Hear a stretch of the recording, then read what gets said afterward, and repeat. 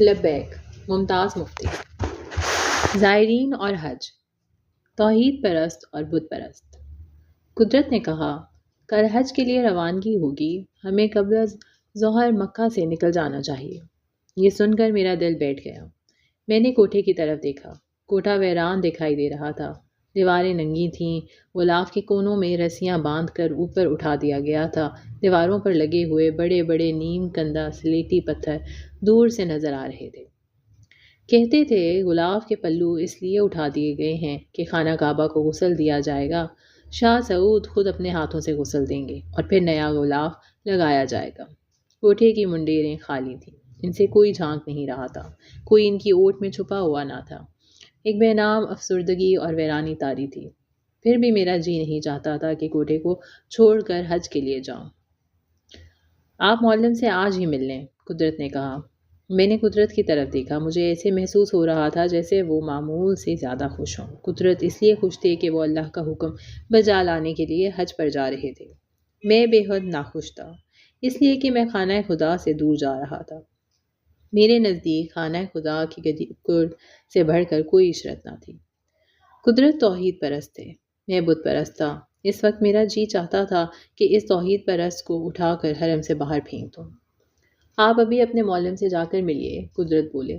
ان سے کاغذات پر مہریں لگوا لیجیے ورنہ ہمیں راستے میں دقت پیش آئے گی۔ اس وقت تک معلم میرے لیے صرف ایک نام تھا، مجھے علم نہیں تھا کہ وہ کون ہے، اس کا ڈیرا کہاں ہے، معلم کہاں ملے گا۔ میں نے پوچھا کیا پتہ، تلاش کیجیے۔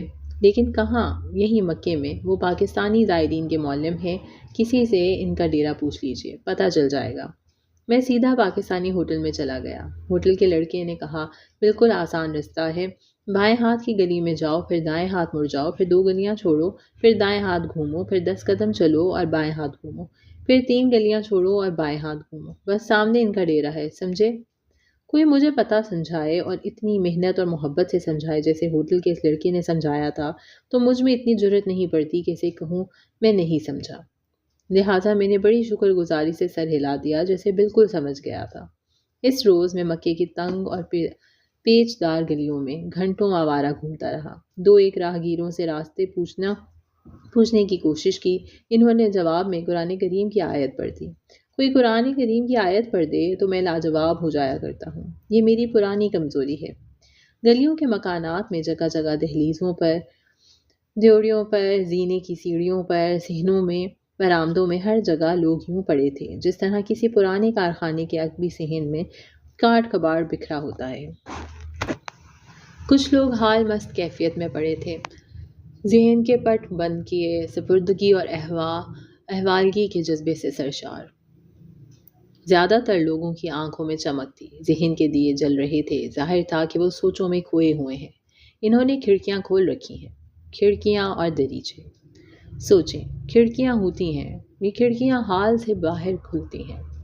وہ لوگ جو حال سے مطمئن نہیں ہوتے، وہ حال کی تلخیوں سے فرار حاصل کرنے کے لیے ماضی کی کھڑکیاں اور مستقبل کے دریچے کھول لیتے ہیں۔ کھڑکیاں بھی رنگ رنگ کی ہوتی ہیں، کھڑکی کھولنے کے انداز بھی رنگ رنگ کے ہوتے ہیں۔ پوری نظم تو مجھے یاد نہیں، نہ جانے کس شاعر نے یہ کیفیت یوں بیان کی ہے کہ برسات کا موسم ہے، بادل چھائے ہوئے ہیں، بوندیں پڑ رہی ہیں، کتنا دل فریب موسم ہے، لیکن میں وہ ماضی پرست ہوں کہ مجھے یاد آتی ہے پچھلی برساتیں۔ جب میں معلم کے ڈیرے پر پہنچا تو یہ کھڑکیاں اور دریچے واضح طور پر میرے سامنے آ گئے۔ حسرتوں کی کھڑکیاں، شکایات کی کھڑکیاں، دکھ سکھ کی کھڑکیاں، یادوں کے تاکچے، خوف و خدشات کی کھڑکیاں، وہم و گمان کی کھڑکیاں، طمع کی کھڑکیاں، حرص کی کھڑکیاں، جانے کیسی کیسی کھڑکیاں۔ یہ کھڑکیاں مکے سے باہر کھلتی تھیں، سرزمین حجاز سے باہر کھلتی تھیں۔ زائرین ان کھڑکیوں سے باہر دیکھنے میں شدت سے مصروف تھے۔ ایسے زائر بھی تھے جو مکہ میں قیام کا حظ اٹھانے کی بجائے اس فکر میں گھلے جا رہے تھے کہ مکے سے وداع ہونے کا دن آ پہنچا تھا۔ ایسے زائر بھی تھے جو مکہ میں جینے کی لذت کو بھول کر یہ دعائیں مانگ رہے تھے کہ یا اللہ ہماری موت اسی پاک سرزمین پر واقع ہو، یا اللہ اسی مٹی میں دفن ہونے کی سعادت نصیب کر۔ فالتو شکایات کی کھڑکیوں کا کوئی شمار نہ تھا۔ کئی لوگوں کو مہنگائی کی شکایت تھی۔ انہیں یہ فکر دامن گیر تھی کہ اگر سارے پیسے ختم ہو گئے تو واپسی پر عزیز و اقربا کے لیے تسبیحیں اور آب زمزم کی کپیاں کیسے لے جا سکیں گے۔ کئی لوگوں نے یہ فکر پال رکھا تھا کہ کھانا اچھا نہیں ملتا، اور چونکہ کھانا اچھا نہیں مل رہا لہٰذا صحت خراب ہوئی جا رہی ہے۔ وہ خراب صحت کے انڈے کو سینچ رہے تھے۔ اچھی صحت کا دار و مدار اس بات پر نہیں ہوتا کہ صحت اچھی ہو، بلکہ اس بات پر کہ اچھی صحت ہونے کی فکر دامنگیر نہ ہو۔ وہاں میں نے تندرست پہلوان دیکھے جنہیں خرابی صحت کی فکر کا گھن لگا ہوا تھا۔ پتہ نہیں زائرین نے شکایات کی کھڑکیاں کیوں کھول رکھی تھیں۔ پتہ نہیں انہیں اس بات کا شعور تھا یا نہیں کہ شکایتیں پالنا کھڑکیاں کھولنے کے مترادف ہے، اور ہر کھڑکی حال سے غیر حاضری کا پتہ دیتی ہے۔ وہ زائر جو دعائیں مانگ مانگ کر سرزمین حجاز میں پہنچے تھے، اب انجانے میں کھڑکیاں کھول کر باہر دور نہ جانے کدھر دیکھ رہے تھے۔ معلم کے ڈیرے پر مجھے وقار صاحب مل گئے۔ وقار صاحب میرے پرانے جاننے والے ہیں۔ وہ ایک معزز باوقار آدمی ہیں۔ پہلے تو انہوں نے مکہ میں میری موجودگی پر حیرت کا اظہار کیا، جیسے میرا وہاں ہونا ناقابل قبول بات ہو۔ میں نے سرسری طور پر پوچھا کیسے گزر رہی ہے۔ اس پر وہ میرا ہاتھ پکڑ کر مجھے ایک طرف لے گئے۔ پھر وہ گویا پھوٹ بہے۔ بند کمرہ۔ کہنے لگے مفتی صاحب کیا بتائیں، ان کمبختوں نے تو ہمارا حج ہی فسخ کر دیا ہے۔ ہمیں کیا پتا تھا کہ ہمارے پہلو میں غلاظت کا انبار لگا دیا جائے گا اور ہمارے لیے اس پاکیزہ فضا کو متعفن کر دیا جائے گا۔ کسی سے کیا گلا مفتی صاحب، اپنے اپنے نصیب ہیں۔ وقار صاحب نے جو کھڑکی کھول رکھی تھی اس کی نوعیت انوکھی تھی۔ پتہ نہیں انہیں مکہ معظمہ پر ایسی پرلذت اور پر اسرار کھڑکی کھولنے کا خیال کیسے آیا تھا۔ جس جگہ وقار اور ان کی بیگم مقیم تھے اس سے ملحقہ ایک کوٹھری تھی۔ یہ کوٹھری ان کے معلم کے عمل دخل سے باہر تھی۔ اس کوٹھری میں وہ دیر عمر کی ایک پاکستانی زائر مقیم تھی جس سے وہ اچھی طرح واقف تھے۔ یہاں تک تو بات ٹھیک تھی۔ پھر ایک روز ایک اجنبی اس زائرہ سے ملنے کے لیے آیا۔ یہ تفصیل میاں بیوی دونوں کے لیے ناقابل قبول تھی۔ ایک نامحرم کو یوں کمرے میں ملا جائے اور پھر کمرے کا دروازہ اتنی دیر تک بند رہے۔ مگر وقار اس روز سارا دن ہے یہ کیا ہو گیا کا ورد کرتی رہی، اور پھر بار بار اپنے میاں کی توجہ اس بند کمرے کی طرف مبذول کراتی رہی۔ میں پوچھتی ہوں یہ کمرہ اتنی دیر سے کیوں بند ہے، آخر کیوں؟ اس کے بعد میاں بیوی دونوں کے احساس شرافت پر ایک اور ڈھایا گیا۔ وہ نامحرم مرد اپنا سامان لے کر آ گیا اور باقاعدہ طور پر اس کوٹری میں خاتون کے ساتھ مقیم ہو گیا۔ یہ انتہا تھی۔ میاں بیوی دونوں کو سخت صدمہ ہوا۔ بیگم میں شوق تجسس جاگا، اور اس شدت سے جاگا کہ وہ نیم پاگل ہو کر رہ گئی۔ دن کے وقت وہ دونوں کوٹری پر نگاہ رکھتے، بیگم کے کان کھڑے رہتے، دروازہ کھلنے اور بند ہونے کا حساب رکھتی۔ پھر جب رات پڑتی تو بیگم دروازے کی درزوں سے کوٹری میں جھانکتی اور میاں کے لیے رننگ کمنٹری نشر کرتی رہتی۔ یوں ان کے دن رات اس کوٹری سے اس قدر بھر گئے کہ کسی اور چیز کی گنجائش نہ رہی۔ وقار صاحب دیر تک اپنی بدقسمتی کی داستان مجھے سناتے رہے اور چھوٹی چھوٹی تفصیلات کی جگالی کرتے رہے تاکہ اس المیے کی اہمیت مجھ پر واضح ہو۔ وقار صاحب دیر تک اپنی بدقسمتی کی داستان مجھے سناتے رہے اور چھوٹی چھوٹی تفصیلات کی جگالی کرتے رہے تاکہ اس المیے کی اہمیت مجھ پر واضح ہو۔ ان کے جوش و خروش اور شدت جذبات کو دیکھ کر مجھ پہ جرأت نہ ہوئی کہ کھل کر ان سے کہوں وقار صاحب آپ اس کھڑکی کو بند کیوں نہیں کر دیتے۔ صرف ایک بار میں نے سرسری کوشش کی، صرف ایک بار میں نے کہا وقار صاحب انہیں بند کوٹری میں جینے دیجیے، آپ حرم کے کوٹھے کی موج لیجیے، اس کوٹری پر خانہ کعبہ کو کیوں قربان کر رہے ہیں آپ؟ کردہ اور نہ کردہ گناہ۔ میری بات سن کر وقار صاحب یوں چور چور ہو گئے جیسے کانچ کے گلاس پر ضرب پڑی ہو۔ ان کی آنکھیں پرنم ہو گئیں۔ آپ سمجھتے کیوں نہیں مفتی صاحب، وہ بولے، ہم اتنے بڑے المیے سے گزر رہے ہیں، مکہ شریف میں آ کر ہم پر اتنا بڑا حادثہ گزر گیا ہے جس کی وجہ سے ہمارا یہ سفر پاک داغدار ہو گیا ہے، اور آپ کہتے ہیں کہ اس المناک واقعے سے بے نیاز ہو جائیں، یہ کیسے ہو سکتا ہے؟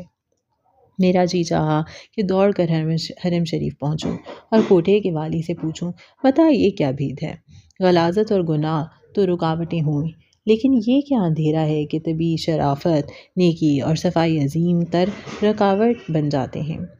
گناہ کی نسبت احساس گناہ عظیم تر دیوار بن جاتی ہے۔ کردہ گناہ کی نسبت نہ کردہ گناہ راستہ روک کر کھڑا ہو جاتا ہے۔ کوٹری کے مکینوں کی غلاظت شاید ان کی اپنی راہ کی ٹھوکر نہیں بنتی، بلکہ معصوم پڑوسیوں کی منزل کو کھوٹی کر دیتی ہے۔ بتا یہ کیا بھید ہے؟ بتا یہ کیا بھید ہے؟ یہ بھید کیوں ہے؟ کیوں تیرے نیک اور معصوم بندوں کو حالات نے الجھاؤ میں ڈال رکھا ہے؟ شک و شبہات۔ پھر کسی نے میرا بازو تھام لیا۔ وہ ایک عمر رسیدہ باتونی آدمی تھا۔ اس کی آنکھوں میں عجیب قسم کی پراسرار چمک تھی، آواز میں دبدبا تھا، انداز خبردار قسم کا تھا۔ اس نے میری آنکھوں میں آنکھیں ڈال دیں اور انگلی ہلا ہلا کر مجھے سرزنش کرنے لگا۔ میاں، وہ بولا، خبردار رہنا، یہاں کے لوگوں سے خبردار رہنا، ان کی باتوں میں نہ آنا ورنہ پچھتاؤ گے، جس طرح میں پچھتا رہا ہوں۔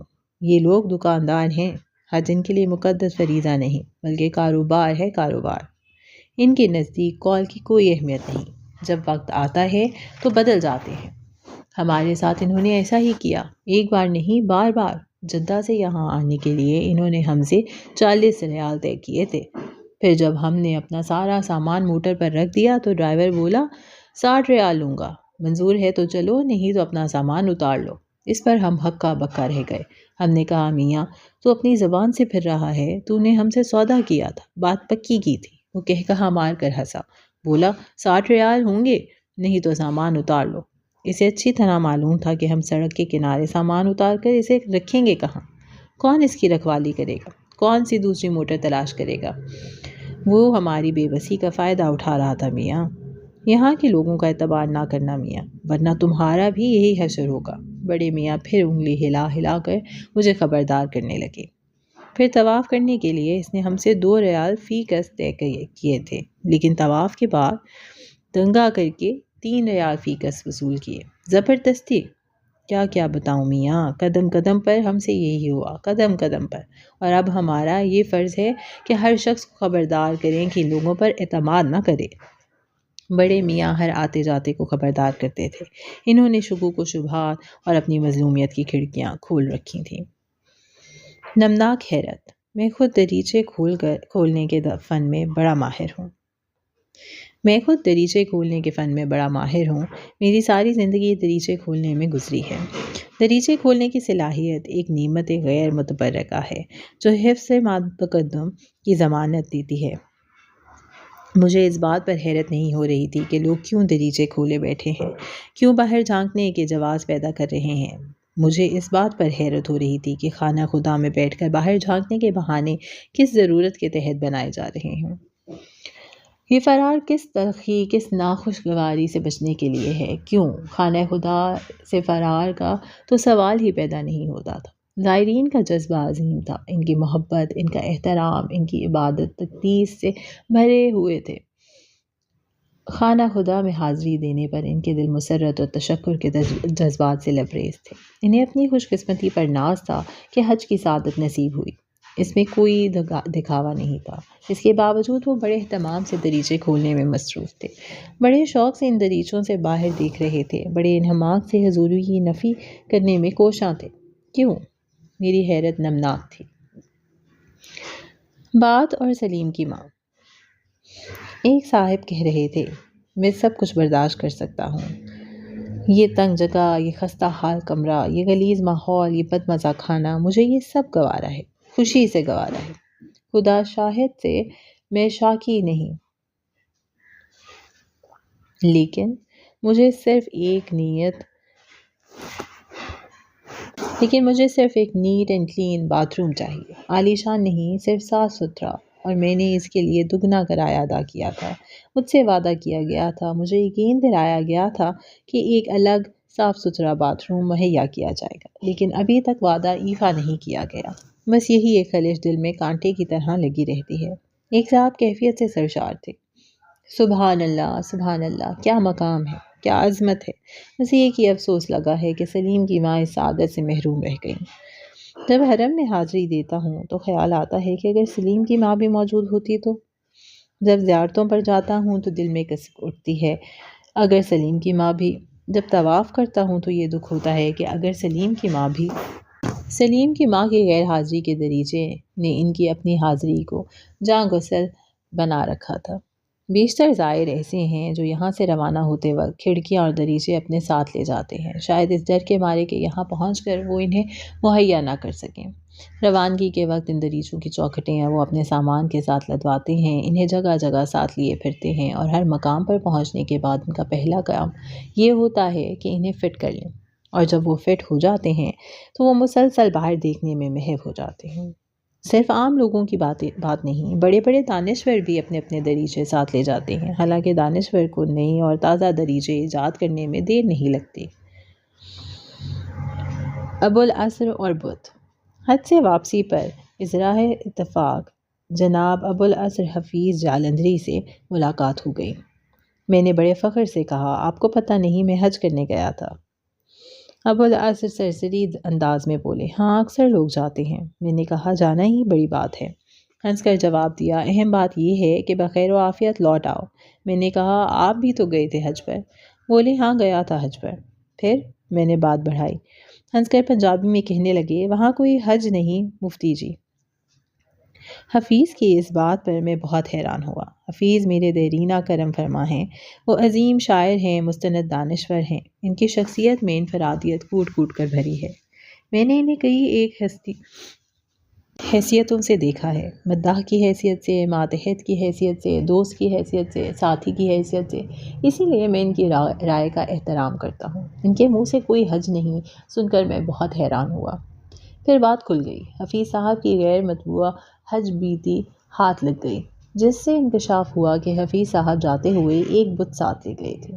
اپنی ڈائری کے پہلے 2 صفحات پر ابوالعسر لکھتے ہیں، مورخہ 21 جنوری 1935۔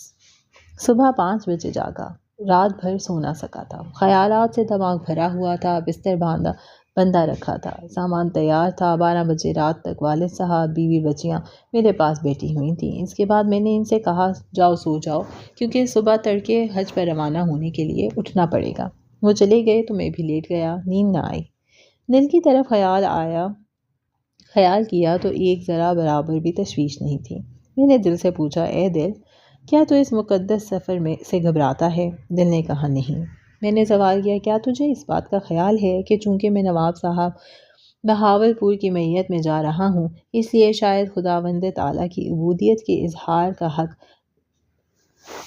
کما حقہ ادا نہ ہو سکے گا؟ دل نے جواب دیا، تمہیں ساتھ لے چلنے کا جو احسان کیا ہے، اس کی شکر گزاری کے سوا اور کسی قسم کی تعظیم نہ کی جائے گی جس سے روح کو کسی انسان کے سامنے جھکنے کی شرمساری ہو۔ ظاہر ہے کہ حفیظ نے یہ خود محسوس کر لیا تھا کہ وہ ایک بت کی میت میں جا رہے ہیں، اگرچہ حفظ ما تقدم کے خیال سے انہوں نے شعوری طور پر اس کا اعتراف نہ کیا۔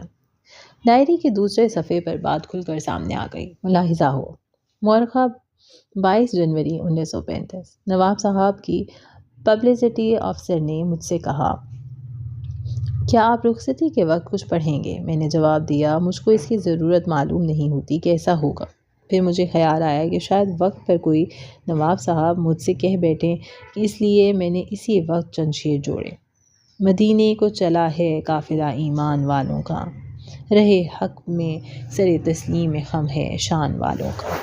ہوا ثابت کہ دونوں جہاں میں بیڑا پار ہے اس کا، کہ سر صادق محمد کاروان سالار ہے اس کا۔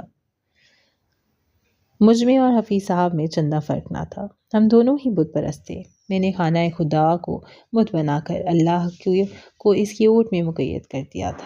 حفیظ صاحب نواب صاحب کو بت بنا کر ساتھ لے گئے تھے۔ وہ جہاں بھی پہنچتے اپنے بت کو ایسی جگہ نصب کر دیتے کہ سب کچھ اس کی اوٹ میں آ جاتا۔ خارجی اور داخلی۔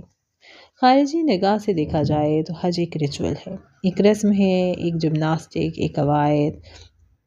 کعبہ کے گرد پھیرے لو، 2 پہاڑیوں کے درمیان دوڑو، ظہر سے پہلے مکہ سے منا پہنچو، وہاں ظہر اور مغرب کی نماز اکٹھی پڑھو، رات کا قیام کرو، اگلے دن غروب آفتاب سے پہلے عرفات پہنچو، وقوف کرو، غروب آفتاب کے بعد مغرب کی نماز پڑھے بغیر مزدلفہ جاؤ، وہاں مغرب اور عشاء اکٹھی پڑھو اور کنکر چنو، سورج چڑھنے سے پہلے منا کو روانہ ہو جاؤ۔ وہاں 3 دن شیطانوں کو کنکر مارو، قربانی دو، پھر مکہ پہنچو، بال کٹواؤ، خانہ کعبہ کے پھیرے لو، اور بس اللہ اللہ خیر صلی اللہ۔ حاجیوں کے حج قبول۔ تاریخ مکہ میں لکھا ہے رسول اللہ صلی اللہ علیہ وسلم کے زمانے سے پہلے دورہ جہالت میں جو حج کا رچول ہوتا تھا اس کی تفصیلات تقریباً ایسی ہی ہوتی تھیں۔ مطلب یہ ہوا کہ حج کی خارجی شکل میں تبدیلی نہیں ہوئی، داخلی پہلو کے لحاظ سے عظیم تبدیلی عمل میں آئی ہے۔ خارجی شکل پہلے بھی ایک جمناسٹک کی تھی، اب بھی ہے۔ اگر آپ ارکان حج کو پورا کریں اور باقی وقت مسلسل تاش و شطرنج کھیلنے میں بسر کر دیں تو بھی آپ کا حج فسخ نہیں ہوگا۔ اگر آپ خارجی طور پر ارکان حج ادا کرتے رہیں اور ذہنی طور پر کارہائے دیگر کے خیالوں میں مصروف رہیں تو بھی آپ کا حج فسخ نہیں ہوگا۔ لیکن اگر آپ حج کے داخلی پہلو کو اہمیت دیتے ہیں تو حج ایک کیفیت ہے، ایک جذبہ ہے، ایک سرشاری ہے، اور ہر وہ چیز یا خیال یا احساس جو اس کیفیت میں مخل ہو دریچہ ہے، کھڑکی ہے، بت ہے۔ ممکن ہے ہم التزاماً دریچے اور کھڑکیاں کھولتے ہوں تاکہ کیفیت کی شدت دیوانگی کی شکل اختیار نہ کر لے۔ دریچے سے باہر اس لیے جھانکتے ہوں کہ دم لے کر آگے بڑھیں تاکہ سانس پھول نہ جائے۔ یہ بھی ممکن ہے کہ ان بتوں، کھڑکیوں اور دریچوں کی مدد سے شیطان ہمارا راستہ کاٹتا ہو جب کیفیت کی تپش اس حد تک بڑھ جائے کہ کندن بن جانے کا خطرہ لاحق ہو، تاکہ وہ کھٹالی میں سوراخ پیدا کر دیتا۔ ایک دن برسبیل تذکرہ میں نے قدرت سے پوچھا، میں نے کہا حج کیا ہے؟ کیا وہ داخلی کیفیت ہے یا خارجی رسم؟ حج اللہ کا حکم ہے، وہ بولے۔ وہ تو ہے لیکن حکم میں لیکن نہیں ہوتے۔ قدرت نے کہا، ہر کلب کے اصول اور قانون ہوتے ہیں۔ اگر آپ کلب کے ممبر ہیں تو یہ قانون آپ پر عائد ہو جاتا ہے، کیوں اور کس لیے کی گنجائش نہیں رہتی۔ قدرت کا بھی جواب نہیں، جب چاہیں دانشور بن کر کیوں اور کس لیے کی بات چھیڑ دیتے ہیں، اور جب چاہیں مومن بن کر اللہ اللہ کرنے لگتے ہیں۔ میں نے کوٹھے کی طرف دیکھا، یا اللہ، کیا یہ ابن الوقتی نہیں کہ جب شکوک سے کام چلتا ہے تو یہ ذہن کی جیپ پر سوار ہو جاتے ہیں، جب ایمان سے کام نکلتا ہے تو پیدل چلنے لگتے ہیں۔ کوٹھے پر میرے سوال کا جواب دینے کے لیے کوئی نہ تھا، خانہ خدا ویران تھا۔ نورانی بڈھا۔ پھر مجھے اس نورانی بڈھے کی آہ و بکا یاد آ گئی۔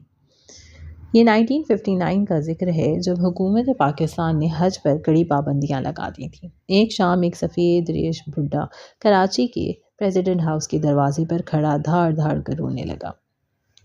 سیکیورٹی پولیس کے سب لوگ دروازے پر اکٹھے ہو گئے۔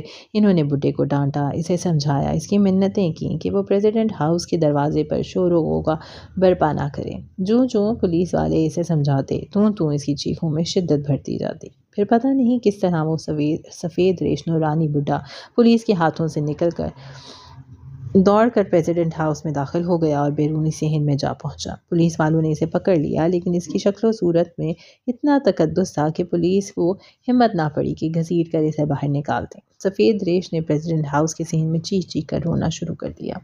شور و غل سن کر صدر ایوب باہر نکل آئے۔ انہوں نے پوچھا، بڑے میاں آپ کیوں چیخ چلا رہے ہیں؟ بڈھا ہاتھ جوڑ کر گڑ گڑانے لگا، اللہ کے واسطے مجھے حج پر بھجوا دیجیے، اللہ کے واسطے۔ بڈھے کی آنکھوں سے آنسو جاری تھے۔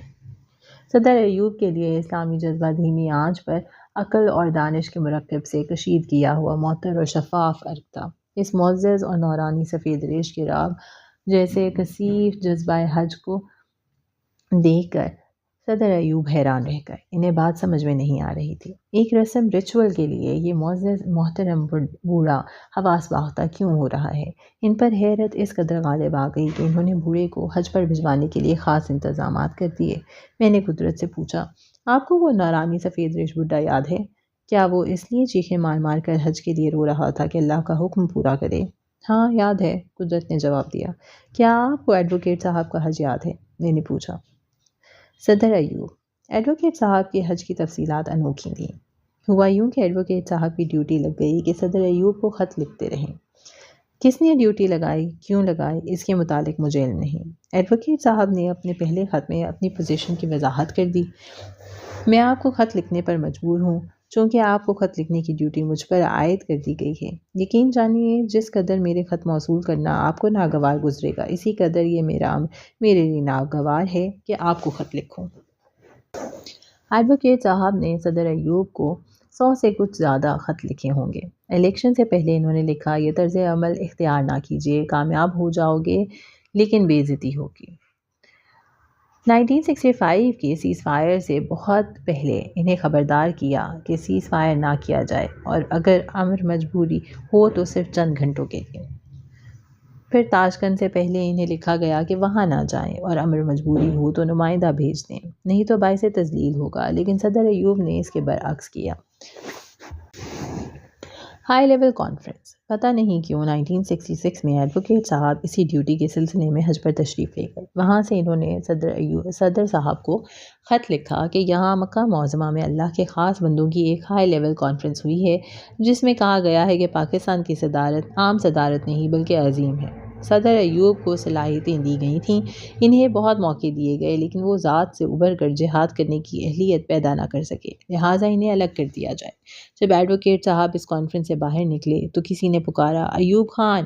انہوں نے مڑ کر دیکھا، وہ ایک لہیم سہیم مجذوب تھا اس کے گلے میں سینکڑوں تعویذ لٹک رہے تھے۔ ایڈوکیٹ صاحب نے کہا، جناب میرا نام ایوب نہیں۔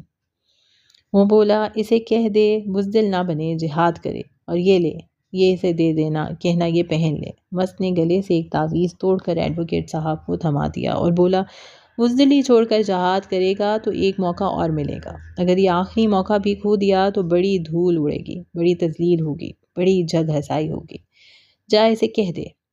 ایڈوکیٹ صاحب نے یہ سب تفصیلات صدر ایوب کو لکھ دیں۔ صدر ایوب نے ناراض ہو کر ایڈوکیٹ صاحب کے پیچھے پولیس لگا دی۔ ایڈوکیٹ صاحب کا تو کچھ نہ بگڑا، لیکن ایوب خان کی صدارت کا تیر ضرور کمان سے نکل گیا۔ میں نے قدرت سے کہا، آپ کو ایڈوکیٹ صاحب کے حج کی تفصیلات یاد ہیں؟ ہاں یاد ہے، وہ بولے۔ کیا وہ حج کے لیے گئے تھے؟ کیا حج میں ہائی لیول کانفرنسیں ہوتی ہیں؟ بتائیے حج کیا ہے؟ میں نے چلا کر قدرت سے پوچھا۔ اتفاق سے میر صاحب ادھر آ پہنچے اور انہوں نے میرا یہ جملہ سن لیا۔ لو اور سنو، یہ چلاتے ہوئے پوچھ رہے ہیں حج کیا ہے؟ کس وقت پوچھ رہے ہیں؟ کس مقام پر پوچھ رہے ہیں؟ جب ڈرائیور سر پر کھڑا ہے۔